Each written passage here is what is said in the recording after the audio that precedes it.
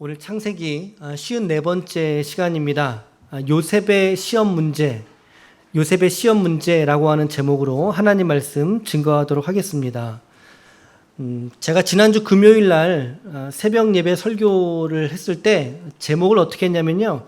철이 든 유다 그리고 고집쟁이 야곱. 철이 든 유다 고집쟁이 야곱, 이러한 제목으로 말씀을 섬겼거든요. 말씀을 전하면서 제 자신에게 먼저 은혜가 되었던 그런 본문이었던 것 같습니다. 우리 지체들께도 꼭 권합니다. 새벽에 말씀이 좀 길긴 합니다만 제가 거진 주일 예배 준비하듯이 혹은 수요일 날 예배를 준비하는 마음으로 설교를 준비하고 있습니다. 좀 말씀을 들으시면 좋을 것 같습니다. 그래서 엊그저께 우리 신도본 교회에 오창기 장로님이라고 계셔요. 장로님의 모친께서 돌아가셨어요. 돌아가셔서 이제 교육자 몇 분하고 이제 밤새 이제 다녀오게 되는데, 다녀오면서 같이 함께 차량에서 말씀을 들었거든요. 말씀을 이제 좀 나눠서 들었어요. 홍 목사님 설교도 듣고 또 김 목사 설교도 듣고 또 제 설교도 듣고, 보니까는 유튜브에서 그 설교를 들을 때, 영상을 플레이할 때 속도를 조절할 수 있는 거 아세요? 아셨어요? 속도가 조절이 되더라고요. 그래서 1.25배, 조금 더 빨리 설교를 듣는데 집중도가 높았습니다. 이렇게 귀로만 듣는데, 목회자들끼리 서로 피드백을 나누면서 서로 이제 설교에 경청하면서 이렇게 교제했던 일이 있었는데, 저 개인적으로 참 인상적이었어요. 올라오는 시간 내도록 그냥 이렇게 설교를 쭉 들으면서 이렇게 오니까 이렇게 은혜가 있더라고요. 우리 지체들께도 사실은 지난주 금요일 본문을 어제까지도 안사람하고 나누면서, 여보 내가 금요일 본문으로 설교를 좀 다시 한번 했으면 좋겠는데 어때? 좀 의견도 물어보고 하면 좋겠다, 이런 생각을 좀 들긴 했는데, 근데 우리 또 유튜브에 채널에 올려져 있으니까 여러분들에게 권면을 드립니다. 특별히 지난주 금요일 말씀, 제게 은혜가 됐던 말씀이니까 여러분 꼭 같이 말씀 들어주시길 바랍니다. 이어서 우리가 잠시 앞전에 그저께 본문들 짧게 살펴보고 오늘 말씀 들어가도록 하겠는데요. 그래서 지난주 금요일에는 우리가 아버지 야곱에게, 그리고 유다가 아버지 야곱에게 베냐민을 위해서 자기가 무엇이 된다고 했습니까? 담보가 되겠다라고 그랬습니다. 내가 담보가 될지언정 반드시 그를 내가 데려오겠습니다. 상당히 성숙해진 유다의 모습이죠. 옛날에는 20년 전에는요, 이제 요셉 팔 때 생명 죽이지 말고 그를 이스마엘 사람들에게 팔자라고 중재안을 제안했던 게 유다거든요. 근데 오늘은 어떻게 됩니까? 지금은 어떻게 된 모습이었어요? 오히려 베냐민을 위해서 자기가 담보로 잡히겠다. 이따가 이 유다의 모습은 좀 이따 설명할 때 조금 더 설명하도록 하겠습니다. 그리고 이런 이야기를 야곱이 듣고 난 이후에 유다의 말에 그가 어떻게 반응하냐면요, 그래, 이제 그를 내가 보낼게, 함께 보낼게 라고 이야기를 하면서 43장 14절 말씀 같이 한번 읽어볼까요? 전능하신 하나님께서 그 사람 앞에서 너희에게 은혜를 베푸사 그 사람으로 너희 다른 형제와 베냐민을 돌려보내시기를 원하노라. 내가 자식을 잃게 되면 이르리로다. 이거 여러분, 저 장면이 어떤 장면인지 아세요? 야곱이 이름의 뜻이 뭡니까? 발 뒤꿈치를 잡은 자 아닙니까? 자기 힘과 자기 꾀로 살아왔던 그 야곱이 드디어 성경 속에서 처음으로 자기의 삶의 문제를 끄잡아 놓고 하나님께 기도하는 장면입니다. 이 말씀, 이 대목이 전능하신 하나님께 기도하는 장면이에요. 하나님께. 그러면서 이제는 어떻게 말합니까? 베냐민을 돌려보내시기를 원하노라 라고 말하면서 자신이 가지고 있던 고집을 이제야 내려놓게 되는, 그러면서 하나님의 역사와 섭리에 순종하겠다라고 말씀하는 거예요. 내가 내 자식을 잃으면 이르리로다. 이 말은 단순하게 포기하겠다, 어쩔 수 없지, 나 이제 나는 이제 포기할게 라고 하는 푸념을 말하는 게 아닙니다.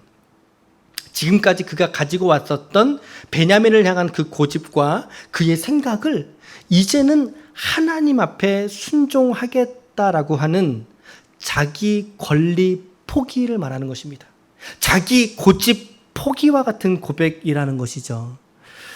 오늘 우리의 인생과 삶에서도 우리의 고집을 십자가에서 꺾는, 여러분들의 고집을 십자가에서 꺾는 그런 자기 부인의 삶과 순종이 우리 사랑하는 권속들에게 모두가 있어지기를 예수님의 이름으로 간절히 축원합니다. 아멘. 그리고 이제 저 스토리 이후에 드디어 이윽고 베냐민을 포함한 10명의 형제들이, 그죠? 지금 요셉은 애굽의 총리로 있고, 그리고 그들이 한번 갔다 올 때 애굽에 구류되었던 사람이 있었죠. 누가 구류됐었죠? 시므온이 구류되어져 있었습니다. 시므온이. 그러니까 이제 10명의 형제들이죠. 형제들이 드디어 2차 방문입니다. 두 번째로 요셉의 집에 방문하게 됩니다. 이 내용이 어제 말씀이에요. 어제 토요일 본문이에요. 요셉의 집을 방문하게 되었고, 이제 마침 구류되었던 시므온도 풀어주게 되죠. 그러니까 11명의 형제가 다 모인 거죠. 11명의 형제. 정오가 되자 요셉이 이제 집으로 돌아옴으로 인해서 11명의 형제들이 다 함께, 마침내 모두가 다 12명이 함께 한 자리에 모여들게 되는, 그리고 더 나아가서 식사 자리를 이제 요셉이 베풀게 됩니다. 특별히 베냐민에게는 몇 배를 더 준 줄 아세요? 베냐민에게는 5배입니다. 5배. 5배보다 더 많은 식사로 요셉이 자꾸 챙겨줬다는 거죠. 예. 왜 그랬을까요? 베냐민을 향한 환대의 마음과 사랑의 마음이 이 요셉의 마음속에 가득 있었던 것 같아요. 얼마나 아름다운 모습이었을까. 이제 그렇게 식사를 잘 했거든요. 그리고 오늘 본문에 1절로 오는 겁니다. 오늘 본문으로 돌아오게 되는데 1절 말씀 여러분 보시면요, 요셉이 그의 집에 청지기를 살짝 부릅니다. 그 밤에 청지기를, 관리인이죠. 관리인을, 매니저를 잠깐 불러서 그에게 이제 은밀한 명령을 지금 내는 거예요. 어떤 명령을 하죠? 너 저기 있는 각기 곡식에 잠겨있는 자루에다가 일단 먼저 곡식을 채워라. 곡식 주기로 했으니까. 그런데 그들이 나에게 곡식값으로 주었던 돈도 같이 넣어라. 돈도 함께 넣어라. 그러면서 자기에게 있는 은잔이 있어요. 자기의 먹고 마시는 그 은잔을, 자기의 소유의 은잔을 그 청년의 자루에다가 넣으라고 말합니다. 그 청년은 누구를 말할까요? 베냐민을 말합니다. 베냐민의 자루에다가 곡식과 그리고 돈과 자기의 은잔을 은밀하게 넣어 두라는 거죠. 그래서 아침에 해가 떴습니다. 해가 뜨고 그들이 멀리 가기 전에 그들에게 쫓아가라고 말합니다. 그들에게 쫓아가서 4절 하반절에 보니까 그 사람들의 뒤를 따라가서 그들에게 이르기를 너희가 어찌하여 선으로 악을 갚느냐, 호되게 얘기하겠죠. 그리고 5절 말씀에 이것은 내 주인이 가지고 마시면, 이것이란 말은 은잔을 의미하겠죠. 점치는 데 쓰는 것이 아니냐. 너희가 어찌 이같이 하니 악하도다. 너희가 어떻게 은잔을 훔쳐갈 수 있겠느냐 라고 얘기하라는 거죠. 마치 은잔을 훔쳐간 도둑처럼 자작극을 꾸미라는 이야기를 그의 관리인에게 은밀하게 한 겁니다. 우리가 언뜻 이 상황이 좀 잘 이해가 안 가지만 어찌됐든 요셉이 이러한 일을 꾸미게 되고, 그리고 6절로부터 이 일을 실행하게 됩니다. 6절로부터 청지기가 그들에게 따라가서 그대로 말하니, 앞서서 지금 요셉이 청지기가 했던 이야기를 똑같이 말한 거예요. 그리고 7절 말씀에 앞서서 요셉의 지시를 받은 대로 이야기한 거죠. 그랬더니 형제들이 그 이야기를 듣고 깜짝 놀라지 않습니까? 깜짝 놀라면서 이렇게 말합니다. 그들이 그에게, 청지기에게 대답하되 내 주여 어찌 이렇게 말씀하십니까? 당신의 종들이 이런 일은 결단코 하지 아니하나이다. 우리는 도둑놈 아니에요. 우리 중에 그 누구도 가지고 있던 돈도 우리가 다 드렸고, 심지어 우리가 그 무엇을 훔치다니요, 있을 수도 없는 일입니다. 이건 뭐 당연한 이야기죠. 그들의 음식값을 지불했고, 게다가 어젯밤에도 요셉과 아주 즐거운 시간을, 아주 화해의 시간들을 이렇게 보내지 않았습니까? 좋은 무드의 어떤 그런 시간들을 보냈는데, 약속대로 베냐민도 데려왔고, 구류되어져 있던 시므온도 함께 나왔고, 함께 어제까지 즐겁게 잔치자리로 식사하지 않았습니까? 그런데 우리가 이런 일들을 하등할 이유가 없을 뿐더러 절대 우리는 그런 사람들이 아닙니다 라고 이야기를 하지요. 그리고 아주 자신 있게 말합니다. 뭐라고 말하죠? 9절 말씀해 보니까 당신의 종들 중 누구에게서 발견되든지 그는 죽을 것이라고 말합니다. 죽을 것이요, 내 주의, 그리고 우리 모두는 내 주의 종들이 되겠습니다 라고 이야기를 하는 거예요. 자기들의 존재, 자기들의 생명을 걸고서 자기들의 결백을 주장하는 거죠. 그러면서 오늘 말씀 여러분들이 잘 보시면 12절 말씀에 여러분 보시면 그가 나이 많은 자에게서부터 시작하여 나이 적은 자에게까지 차례대로 조사했다라고 말하는 것입니다. 첫 번째를 뜯었어요. 르우벤의 것을 뜯었겠죠. 없는 거죠. 없네. 그 다음 뭐 시므온, 유다 같이 있던 형제들 하나하나를 다 텄어요. 없는 거예요. 근데 마지막 베냐민에 가서야 비로소 베냐민에게서 너희가 너무나 어이가 없는 거죠. 모든 자루에 가져왔던 돈이 그대로 들어있는 것입니다. 그러면서 베냐민에 이르러서 베냐민의 자루에서 그것이 발견이 된 거예요. 그 잔이 베냐민의 자루에서 발견된지라. 어이구, 여러분, 이때의 베냐민의 마음이 어땠을까요? 요셉의 은잔이 베냐민에게 발견되었을 때 그의 마음이 어땠을까요? 지금의 이 상황은 과거 요셉이 자기가 경험했던 10대 1의 상황과 똑같은 상황이 된 겁니다.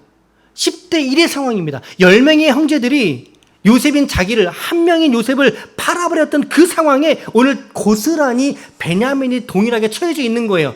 10명의 형제들에게는 아무런 은잔이 발견되지 않았어요. 그런데 요셉에게는 은잔이 발견되었다는 거죠. 똑같습니다. 10대 1의 상황에 봉착됐어요. 이 상황이 형들 모두가 전부 다 도둑놈이 돼버린 상황이죠. 심지어 그 잔이 발견된 사람이 죽을 것이요라고 말했거든요. 왜 그런 얘기를 해요? 죽을 것이요. 근데 이게 베냐민인 거예요. 베냐민 죽어야죠. 이제 뭐 형제들에게 온갖 생각이 막 스쳐 지나가는 거죠. 온갖 생각들이. 그리고 그들은 절망하게 되는 겁니다. 죽는다 그랬는데 베냐민 죽으면 어떡하나. 이제 우리는 어떻게 해야 될까? 베냐민은 어떡하지? 베냐민이 문제가 아닙니다. 지금 베냐민만 문제가 아니죠. 그의 아버지 요셉이 지금 어떡합니까? 나이 많으신 연로하신 우리 아버지 어떡하지? 참 이거 진퇴양난의 상황에 빠져버린 것입니다. 14절 말씀. 유다와 그의 형제들이 요셉의 집에 이제 다시 돌아온 겁니다. 돌아와서 요셉이 아직 그곳에 있는지라. 이게 지금 요셉의 큰 그림이니까 요셉은 지금 뒷짐을 딱 쥐고 형들을 기다리고 있던 것입니다. 그들이 땅에 엎드리겠죠. 뭐 잘못한 여지가 있는데 지금 서 있을 수가 있겠습니까? 엎드리는 거죠. 땅에 바짝 엎드렸습니다. 그래 요셉이 그들에게 호통치죠. 어찌하여 이런 일을 너희가 나에게 행하였느냐? 나 같은 사람이 점을 잘 치는 줄 너희가 알지 못하느냐? 그런데 여러분, 이 본문에서의 클라이막스가 16절이거든요. 16절이 유다의 말인데요. 자, 이 말씀 우리 천천히 같이 읽어볼게요. 16절 시작.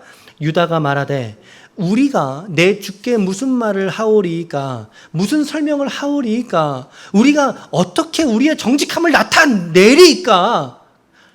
그러나 하나님이 종들의 죄악을 찾아내셨으니 우리와 이 잔이 발견된 자가 다 내 주의 노예가 되겠나이다. 지금 유다가 말하고 있어요. 유다가 몇째 아들이죠?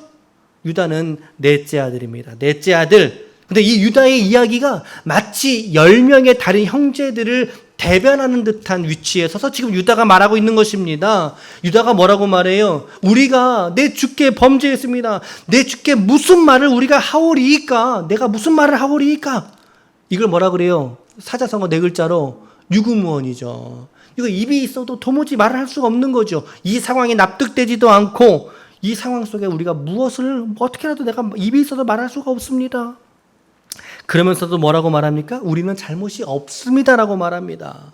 우리가 어떻게 하여야, 어떻게 증명해야 우리의 이 정직함, 이 억울함을 우리가 요셉에게 우리가 나타낼 수 있겠습니까?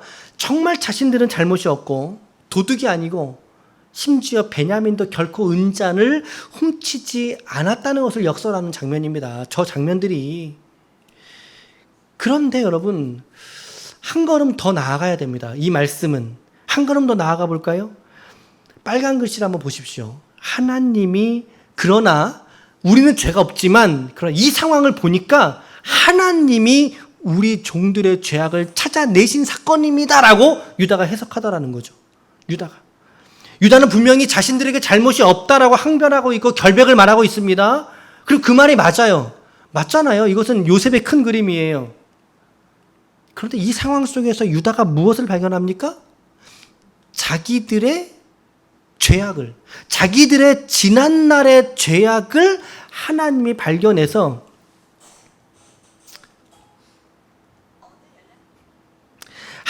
발견해서 지금 죄악을 찾아내셨다라는 것입니다. 그러니까 이 일이 하나님께서 종들의 죄악을 찾아내신 사건으로 유다는 해석을 하고 있어요. 자, 그러면 여러분, 저 종들의 죄악은 무엇을 말할까요? 저 종들의 죄악이 무엇이냐는 것이죠. 과거 20년 전의 사건으로 우리 거슬러 올라가야 됩니다. 자기 형제 요셉을 팔았던 죄악을 말하거든요. 이 죄악이. 자기 형제 요셉을 팔았던 지금의 상황이 그 상황과 너무나 똑같은 거죠. 단지 사람만 요셉에서 베냐민으로 바뀌었을 뿐이지 상황이 지금이 너무나 똑같다. 그러면서 이러한 일들이 자기들에게 생겨난 이유가 있는데 그것이 뭐냐면 바로 과거 지난날의 그 죄악에 대해서 우리가 회개하지 않았던 그 죄의 문제가 결국에는 자기들에게 이러한 모습으로 이렇게 나타나게 되었다는 것입니다. 어쩌면 유다는 그 일이 생겼을 때 유다와 혹은 나머지 9명의 형제들 모두가 다 지금의 이 상황 속에 있을 때 바로 다 떠올리는 사건이 다 모두 있었을 거예요. 그래요. 베냐민은 만약에 팔았던 현장 속에 없다고 합시다. 나머지 10명의 형들에게 똑같이 이 상황이 떠올랐을 거예요. 이거 20년의 사건하고 똑같네? 우리가 왜 이러한 괜한 오해와 누명과 억울함을 받아야 되는가? 그것은 바로 20년 전에 있었던 요셉의 그 억울함과 그의 호소를 우리가 외면했기 때문이다. 결국에는 우리가 그를 팔아버리지 않았던가. 팔았던 그때의 그의 죄값, 그의 핏값을 이제는 하나님께서 우리에게 이러한 상황으로 몰고 가셔서 찾으셨구나 라고 그들이 회개하게 되더라는 것입니다. 회개하게 되더라는 거죠. 여기서 우리가 한 가지 적용을 잠깐 해본다면 여러분 혹시라도 우리 가운데 아직까지 해결되지 않는 그러한 죄의 문제들이 남아있지는 않습니까? 주님과의 자리에서 우리 정직하게 꺼내어내어서 고백할 수 있기를 축복합니다. 혹여라도 여러분 용서를 구해야 될 사람이 계십니까? 용서를 구해야 될 사람? 그렇다면 더 늦기 전에 그에게 용서를 구하십시오. 혹시 여러분들이 용서해야 될 사람이 있습니까? 더 늦기 전에 여러분 용서하시라는 거죠. 그리스도의 사랑으로 찾아가셔서 용서하시라는 거죠. 제가 지난번에 어떤 모임을 하는데 복음학교를 해서 모임을 하는데 어떤 지체가 여자분이에요. 저보다 저 연령대 돼 보시는 분이신데 그분이 이제 자기에게 있었던 일들 복음을 간증하는 도중에 아버지와의 일을 이렇게 고백하게 됩니다. 아버지와의 일을. 지난 수십 년간 그 여성분이 아버지를 용서하지 못한 채 가슴에 응어리진 채로 아버지를 볼 때마다 철렁철렁 된다는 마음이 철렁철렁 된다. 어릴 때 아버지가 자신에게 나쁜 짓을 많이 했다는 거죠. 많이 했다는 거예요. 이제 그러한 아버지와의 관계가 청산되지 않은 채로 이 여인은 자라왔고 장성했고 남편을 만나게 되었습니다. 그때 남편의 이미지 속에 아버지가 투영되다 보니까 이제 남편과의 관계도 이제 좋지가 않았던 거죠. 남편을 볼 때도 마음이 불편한 거죠. 부자유하고 그래서 아버지를 계속 볼 때면 마음속에 차분히 가라앉았던 이 분노가 일어나게 되고 결국에는 그 상처와 분노를 결국에는 그녀가 십자가에 못 박게 되는 일들이 그녀 가운데 이제 일어나게 됩니다. 그녀가 경험하게 된 겁니다. 아버지에 대한 용서에 대한 마음, 그 마음들을 그 아버지에 대한 분노의 마음들 십자가에 못 박고 주님께 맡겨드리고 그러면서 아버지를 용서하게 되었다는 그 간증을 그 여인이 하면서 얼마나 울었는지 몰라요. 그 간증을 하면서. 그러면서 이제 그때 우리가 이제 그런 복음을 나누면서 현장으로 돌아가서 그 이야기를 하는 데까지 그런 결단에까지 같이 나누게 되거든요. 그래서 아버지께 이 시즌이 끝나고 난 다음에 찾아가서 아버지를 용서하려는 마음을 내게 하나님 주셨습니다. 라고 하는 거. 그런 간증을, 아버지를 용서하게 되었던 그런 간증들을 듣게 됩니다. 이게 그녀에게는 뭐 10년, 20년의 일이 아니죠. 제 나이 또래라니까요.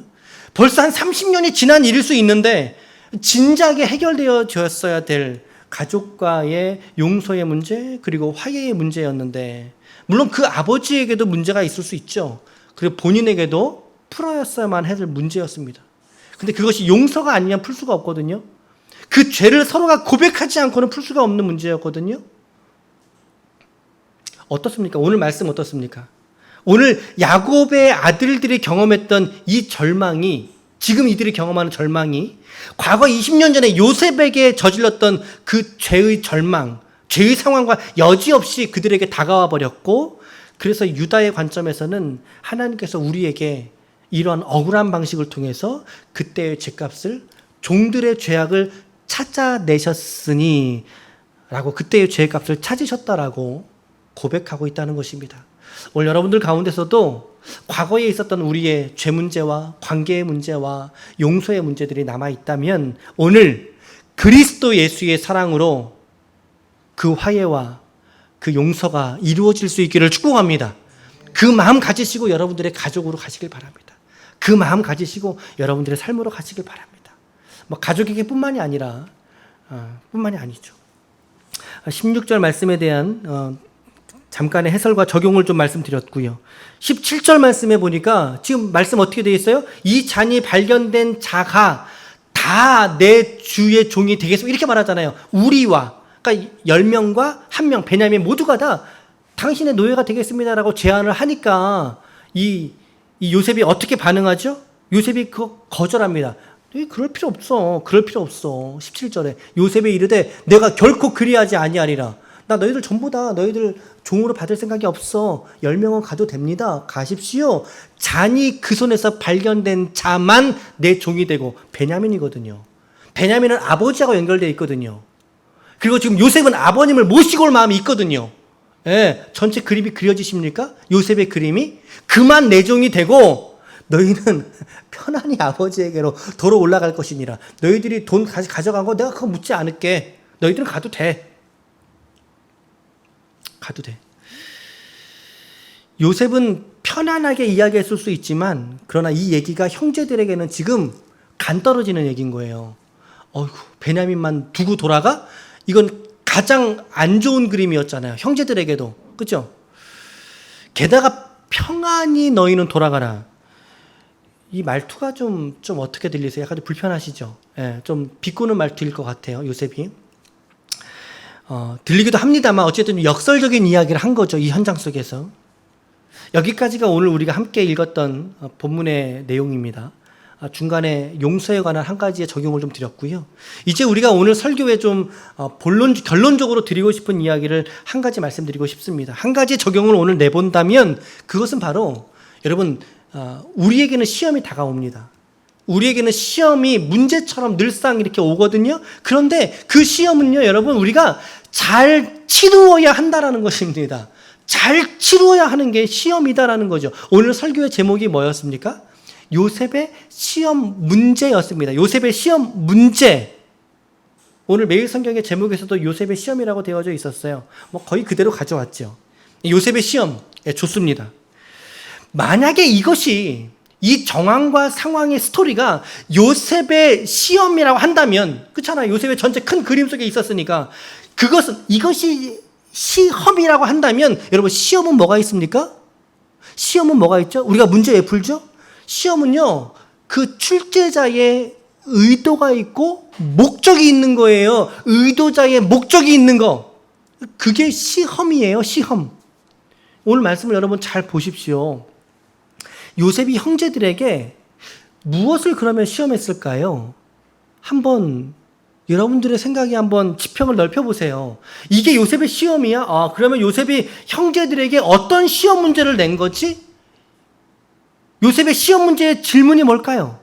질문이 뭘까요? 여러분, 모든 문제에는 정답이 다 있거든요. 다 있어요. 언제나 시험에는 정답이 있어요. 오늘 본문에도 요셉의 시험이 나오고 그 시험에 대한 정답이 있어요, 여러분. 정답이. 그게 뭘까요? 그게 뭘까요? 요셉은 무엇을 시험했으며 그 시험에 대한 정답은 무엇으로 요셉이 들었을까? 바로 말씀드리겠습니다. 요셉의 시험 문제는 바로 이거예요. 요셉의 시험 문제는요, 베냐민의 지금 이 문제를 형들이 어떻게 해결해 가는가 라고 하는 게 요셉의 시험 문제였어요. 그리고 과거의 형들과 지금의 형들은 얼마나 달라진 모습을 나에게 보여줄 수 있겠는가? 이것이 요셉의 시험 문제였고, 그러므로 이들은 11명입니다. 11명. 이들은 변화된 가족관계의 모습으로 살아가고 있는가라고 하는 게 요셉의 시험 문제였다는 거죠. 이것이 시험 문제였어요. 자기 형들을 향해서 내었던 시험 문제였어요.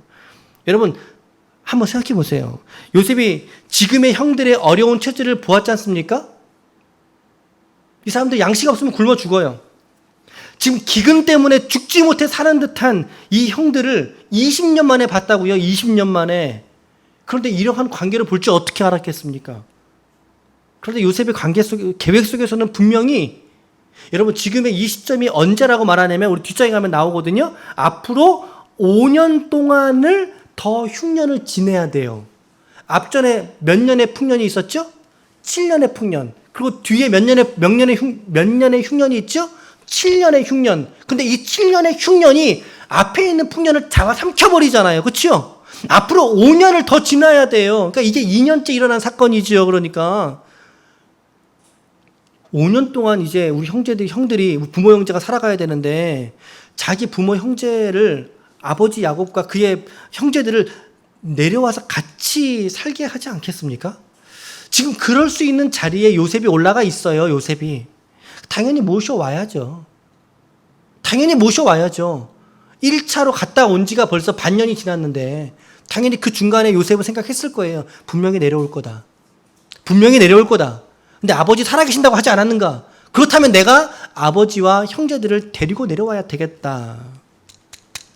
그런데 과거 20년 전의 형들과 자기와의 관계는 여전히 고착된 그 관계, 그 모습 그대로거든요. 맞지요?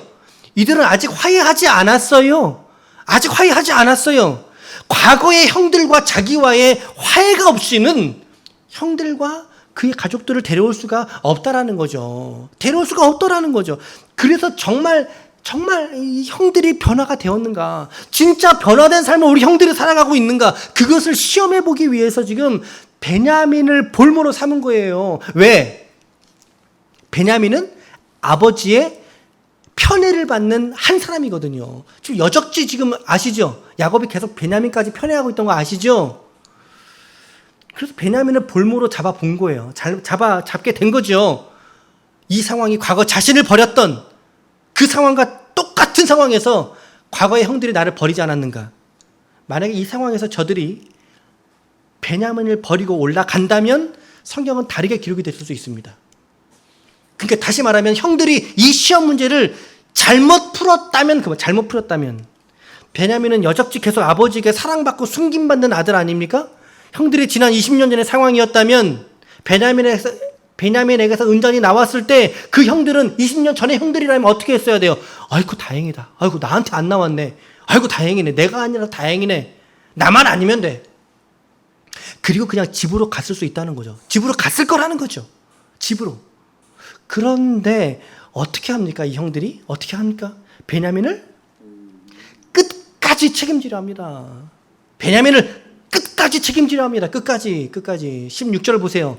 다시 한번 16절 잘 보십시오. 16절에서 가장 많이 등장하는 단어가 어떤 단어가 나오고 있습니까? 어떤 단어가? 우리라고 하는 단어가 4번이 반복되고 있고, 전부 다라고 하는 것을 우리라고 표현한다면 5번입니다, 여러분. 무려 4번, 5번 우리라고 하는 단어를 사용해서 베냐민과 자신들이 한 공동체, 한 덩어리라고 하는 것을 유다가 강조하고 있지 않습니까, 지금? 여러분, 성경은요, 잘 관찰해 보시면 그 중에 반복되는 게 강조잖아요. 이거 지금 강조하고 있어요. 뭘 강조하고 있어요? 우리라는 것입니다. 우리 10명은 돌아갈게요. 베냐민 잘 부탁합니다가 아니라 우리 모두가, 베냐민과 우리는 한 덩어리입니다. 한 지체입니다. 라고 하는 지체성. 그래서 자신들이 결백하다는 것과 함께 자기의 막내 동생 베냐민을 지켜주려고 하는 형들의 모습이죠. 형들의 모습. 그 유다의 모습을 요셉이 지켜보게 된 겁니다. 요셉이 보게 된 겁니다. 이제 내일 본문으로 가면요, 유다가 이 모든 자초지정을 요셉에게 정말 바짝 엎드려서 아주 소상하게 이실직고합니다. 내일 본문도 꼭 묵상하셔야 됩니다, 여러분. 내일 이실직고합니다. 그리고 더 나아가서 베냐민을 정말 그렇게 잡아두셔야 한다면 베냐민을 대신해서 내가 잡혀 있겠습니다 라고 말하잖아요. 내가 잡혀 있겠습니다. 간청을 하게 됩니다. 아주. 요셉은 그런 유다의 모습, 그런 형제들의 모습을 보고 드디어 자기의 모습을 공개하게 됩니다. 짠 하고 나타납니다. 정말 이 창세기의 이 요셉의 사건 중에서 클라이막스죠. 그 형제들이 누구보다 요셉이 낸 문제를 잘 풀었다고 요셉이 확신하게 된 거죠. 마음에 깨닫게 된 거죠. 아, 변했구나. 우리 형들이 변했구나. 요셉의 형들이 요셉의 시험을 잘 풀어내게 됩니다, 여러분. 잘 풀어내게 됩니다. 시험 받았지만 잘 풀어내게 됩니다. 우리도 마찬가지라고 생각합니다. 우리도 마찬가지입니다. 여러분들에게 혹은 우리들에게 어떤 시험들이 있지는 않습니까? 어떤 시험의 문제들이 우리에게 다가올 때가 있지 않습니까? 우리가 일상을 살아가면서 참 시험도 많죠. 우리의 마음에 상처기를 내는 사람도 있고 그런 시험도 있고 때로는 실망과 좌절을 경험하게 되는 시험도 있고 어떤 관계에서 주는 시험이 있어요. 제일 어려운 시험 문제는 살아보니까 자식들이 주는 시험 문제인 것 같아요. 자식들이 어쩜 그렇게 시험 문제를 잘 내요. 맞추기가 너무 힘들어요. 그렇죠? 여러분, 사실은 우리가 일상에서 경험하는 모든 문제들이 어려움들 관계 하나하나까지 전부 다 보면 어떻게 보면 모두가 다 시험 문제들이에요. 시험 문제, 퀘스천, 문제라는 거죠. 문제. 그런데 여러분, 시험 문제를 반드시 하나님만 내시는 게 아닙니다. 그렇죠? 우리 가족이 나에게 시험 문제를 내줄 때가 있어요. 아빠 이거 한번 풀어봐. 이렇게 탁 내주죠. 우리 가족이, 또 우리 형제들이, 또 교회의 목사가. 목사는 시험 문제 안 내는 줄 아십니까? 그렇지 않아요. 목사도 시험 문제 내죠. 그리고 목사도 시험 문제를 받기도 하죠. 이것만이 아니죠. 때로는 우리의 돈이 우리에게 시험 문제를 낼 때도 있어요. 제가 이거 정말 이거 좀 창피한 얘기인데, 제가 전도사 시절 때입니다. 결혼하기 전입니다. 그러니까 벌써 20년 전 일이네요.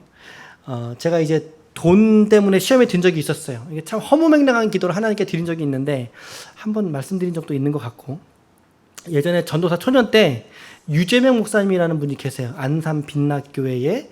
그분이 제가 사역하던 교회로 부흥회로 오신 거예요.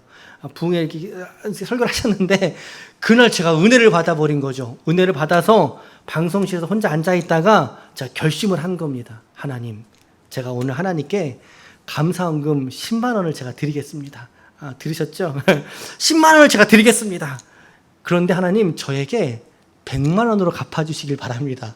100만 원으로 저에게 주셔야 돼요. 제가 그것 가지고 필요한 사람들한테 이렇게 플로잉하게 나눠주겠습니다 라고 하는 기도를 했어요. 그 기도를 드리면서 제가 10만 원 헌금을 했거든요. 수중에 10만 원이면 여러분 작은 돈 아니죠. 당시로 보면 상당히 큰 돈이죠. 뭐 20년 전이니까. 근데 그 달이 지나가도 100만 원이 안 들어오는 거예요. 솔직히 안 들어오는 거예요. 저는, 그러니까 제 깐에는 믿음으로 한 거죠, 정말. 그래서 주님, 제가 10만 원 제가 드릴 테니까, 없는 중에 드릴 테니까 더 많이 채워주셔서 이거 가지고 제가 나눠주게 해주세요. 근데 안 들어오는 거예요, 100만 원이. 그래서, 왜 안 주십니까? 라고 이제 기도하다가 깨닫기는, 영빈아, 하나님은 그런 하나님이 아니야. 라고 하는 울림이 제 가슴으로 이렇게 쑥 들어오게 된 거죠. 그래서 내가 주님께 드렸던 것이 좀 잘못된 동기와 의도에서 내가 섬겼구나 라고 하는 저의 반성을 하게 된 적이 있었습니다. 여러분, 돈이 우리에게 주는 시험 문제가 있어요. 돈만 주면 다행이게요. 여러 가지 형태의 우리의 삶 자체가 우리에게 주는 시험 문제가 반드시 있다고. 우리가 풀어야 될 시험 문제가. 여러분, 요셉의 시험에서 보듯이 우리가 시험을 만났을 때 그 시험 속에서 우리가 어떻게 해야 될까요? 성경은 이렇게 말합니다. 같이 한번 읽어볼게요. 시작. 사람이 감당할 시험 밖에는 너희가 당한 것이 없나니 오직 하나님은 미쁘사 너희가 감당하지 못할 시험 당함을 허락하지 아니하시고 시험 당할 즈음에 또한 피할 길을 내사 너희로 능히 감당하게 하시느니라. 할렐루야. 여러분, 돈에 시험 들 때 돈에 붙들리면 반드시 넘어집니다. 여러분, 건강에 시험 들 때 건강 붙들면 내가 넘어집니다. 내가 자식에게 시험 들 때 그 자식에게 붙들리면 그 시험 넘어집니다. 오히려 여러분, 우리가 어떠한 일이든 어떠한 상황에서든 우리의 마음에 시험이 들라칠 때 그 상황 속에서 우리는 너무나 정확하게 하나님 붙드셔야 할 줄로 믿습니다. 하나님 붙드셔야 승리하는 거예요. 하나님 붙드셔야 여러분 시험 문제 잘 풀어나가는 거예요. 시험은 목적이 있다고 그랬잖아요. 의도가 있어요. 어떤 의도가 있을까요? 한 걸음만 더 올라서렴, 이거 아닙니까? 여러분, 시험 문제 주면서 그 시험 문제 푸는 그 사람이 죽기를 바라는 사람 아무도 없어요. 시험을 잘 풀어내서 한 걸음만 더 위로 올라오렴. 아니 그러면 그러한 수준에서의 신앙만 쭉 살아갑니까? 아니에요. 또다시 시험 문제가 제출이 돼요. 우리에게 한 걸음만 더 올라오렴. 한 걸음만 더 올라오렴. 그러다가 우리가 도달하는 계단, 마지막 계단이 어디죠? 그리스도 예수의 장성한 분량에까지 우리가 자라나게 될 줄로 믿습니다. 주님이 원하시는 것은 바로 그 지점까지예요. 오늘의 여러분과 저에게, 우리에게 과연 어떤 시험들이 우리에게 있습니까? 여러분, 한 걸음만 더 올라서 보십시오. 한 걸음만 더 일어서 보십시오. 한 걸음만 더 우리의 마음을 새롭게 잡아 보십시오. 하나님께서 우리를 붙들어 주시지 않으시겠습니까? 우리를 새롭게 하지 않으시겠습니까?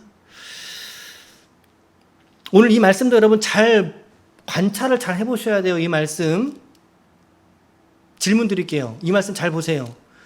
하나님은 어떤 분이시죠? 1번, 시험 자체를 넘어갈 수 있도록 하시는 분이다. 2번, 시험을 지나가게 하시되 잘 지나갈 수 있도록 돕는 분이시다. 어떤 겁니까? 어떤 겁니까? 2번이죠. 2번. 하나님은 우리에게 시험 자체를 없이 해주시는 분이 아니에요. 시험 자체를. 시험을 한번 풀어봐. 풀 수 있을 거야. 내가 도와줄게. 내가 도와줄게. 능히 감당하게 하신다잖아요. 능히 감당하게. 오직 하나님은 능히 감당하게 하신다. 그래서 제가 빨간 줄 쳐본 거예요. 하나님은 결코 우리가 시험에 들지 않게 하시는 하나님이 아니시다. 이 말은 바꿔 말한다면 우리의 일상과 생활 속에서 당면하는 우리의 삶의 모든 일들이 우리에게 일상의 문제처럼 우리에게 다가올 수 있다는 거죠. 그런데 하나님은 그 시험을 뛰어넘게 하시는 분이 아니라 그 시험을 능히 감당할 수 있도록 도우시는 분이 하나님이시다. 할렐루야. 그러니 하나님께 붙들리는 인생 되시기를 축복합니다. 하나님께 붙들리시는 생애가 되시길 바랍니다. 오늘 요셉은, 형제들은 요셉이 낸 이 시험을요 잘 넘겨가고 있었어요. 여러분, 시험은 누구라도 낼 수 있다고 말씀드렸어요. 내가 사랑하는 사람, 또 혹은 친구, 우리의 알고 지내는 모든 사람 다 시험의 출제자예요. 우리 모두가 다. 그런데 모두가 다 그 시험 문제를 잘 넘어가지는 못해요. 잘 넘어가지지는 않아요. 때로는 잠깐 멈춰서 있을 수도 있고 잠깐 뒤로 갈 때도 있죠. 그렇죠? 그러나 여러분, 우리 지체들도 여러분들에게 오늘 당면한 시험들이 있다면 오늘 잘 넘겨가 주시기를 부탁드립니다.